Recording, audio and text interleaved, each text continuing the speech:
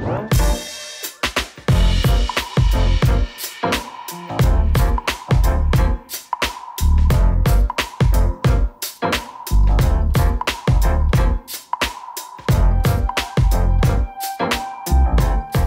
suis sensible comme toi au fait que ce mot-là ouvre sur plein d'interprétations, de sensibilité, d'expériences de toutes sortes. Je pense que c'est une des chances avec utopie, c'est que c'est un mot un peu caméléon, un mot qui s'imprègne facilement des désirs, parfois aussi des craintes de nos contemporains ou de celles qui nous ont précédés. Ma manière de faire, c'est plutôt d'essayer de comprendre comment tout ça s'est exprimé, structuré ou déstructuré dans le temps. Et mon point de départ, c'est Thomas More au début du XVIe siècle, 1516, Utopia.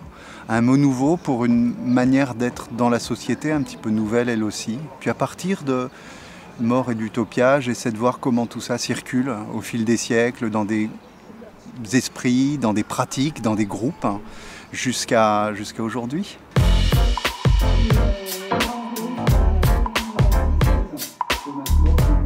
Il y a dans ce mot-là plein de puissance d'agir.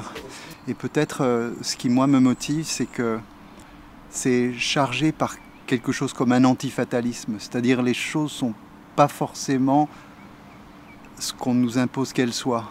On a tout à fait le droit de penser autrement, d'agir autrement, de ne pas se contenter de ce qu'on nous propose et d'expérimenter.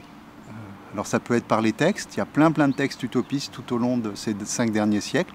Ça peut être par l'action à une échelle très locale ou de manière plus massive, comme au moment des grandes insurrections. Et ça peut être par la poésie aussi, qui est à la fois de la pensée et de l'action.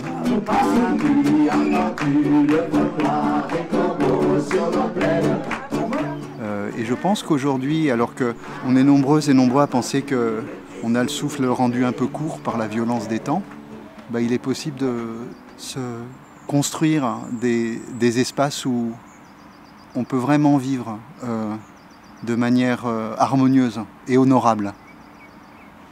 C'est très abstrait, mais c'est quelque chose que plein de gens dans leur vie quotidienne essaient d'expérimenter, ici en particulier. Voilà. Et par quelque chose qui est très joyeux et qui est aussi de l'ordre de la ruse. Et ça, j'aime beaucoup.